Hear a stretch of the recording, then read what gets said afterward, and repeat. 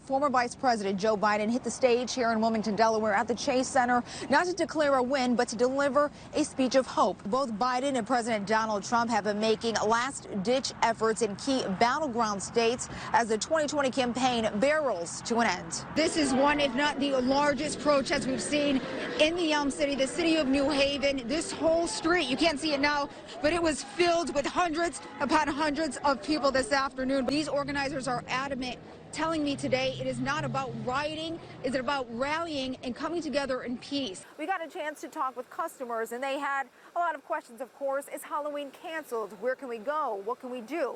Well, here are your answers. There have been no altercations as far as we've seen in police, and I'm not sure if you could see this before we get back to you. You can see the police are above on the roof here. The goal for these organizations was to, one, bond over a very important topic, and two, keep the conversation going about racial inequality and social injustice. The Judiciary Committee is down to the wire with just a few hours left to vote on the police accountability bill. Why they say this robust bill cannot be rushed. And more than 93 million votes have already been cast through early voting or mail-in ballots, which could lead to delays in tabulation. Now, President Donald Trump has threatened legal action to stop vote counting in Pennsylvania and other key battleground states due to fraud fears. In Wilmington, Delaware, Amber Diaz, News 8. Sitting on their couch at 4:30 on a Wednesday night, talking to me. It's not the ideal place these Spano women would like to be. A huge piece of me is missing. We talked about their dear Daniel, a young personal trainer born and raised in Ridgefield, Connecticut, by all accounts the picture of health, until he came down with coronavirus symptoms nearly 3 weeks ago. Days later, he was diagnosed with the virus and told to quarantine. He had a fever of 104. He started feeling nauseous, vomiting.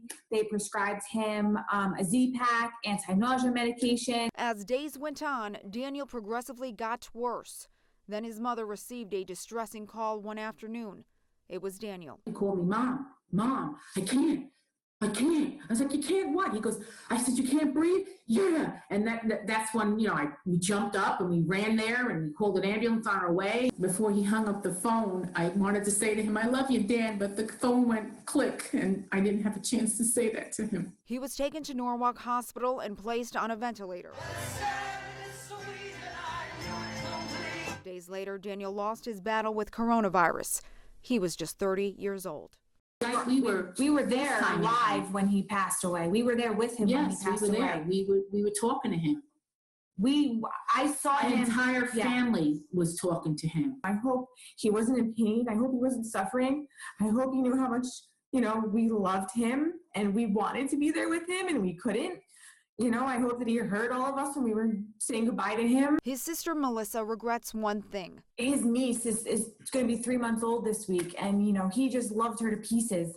And it breaks my heart because I was going to make him her godfather. We never had an opportunity to do that. And as they sit here tonight, they are making no regrets with a final message to you as you watch from your couch. If they have had the virus and they're 28 days clear of it, to please go donate your plasma, because no one should endure what we're enduring now. You could help somebody. You could save a life. The family of 23-year-old Nicholas Isley is distraught after he was found dead in his Derby home on Sunday. The family now demanding justice for their son. They say his death could have been prevented. First of all, we want to thank the Newtown community, as well as our family and friends, for the support and love they have shown us throughout this unthinkable tragedy. We would also like to thank all the members of the law enforcement community that worked to capture Peter Manfredonia. As an accused killer's capture comes to an end, his young victim's family is breaking their silence tonight. As we mourn the loss of Nick, we can only think that his death and the death of others was in fact preventable.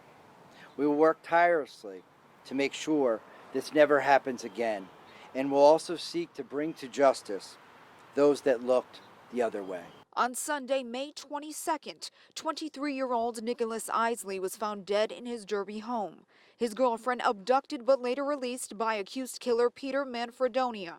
These are photos of Isley given to us by his parents. We are distraught beyond words, but will not allow the senseless actions of another to destroy our family. His mother, who did not want to speak, tells me her son did not have to die. His father, a first responder at Sandy Hook Elementary during the 2012 shooting, knows tragedy well. The family says they will not stop fighting for justice for their son. It was previously indicated by his attorney that Mr. Manfredonia should turn himself in order to, quote, let the healing process begin, end quote. Let me be clear. For this family, the healing process will not begin, will never begin, until and only until the successful prosecution, just sentence, and denial of any and all appeals of Peter Manfredonia. And the Isley family is asking for privacy during this very difficult time. They do, however, have a GoFundMe page. If you'd like to contribute, just head to WTNH.com. In Newtown, Amber Diaz, News 8.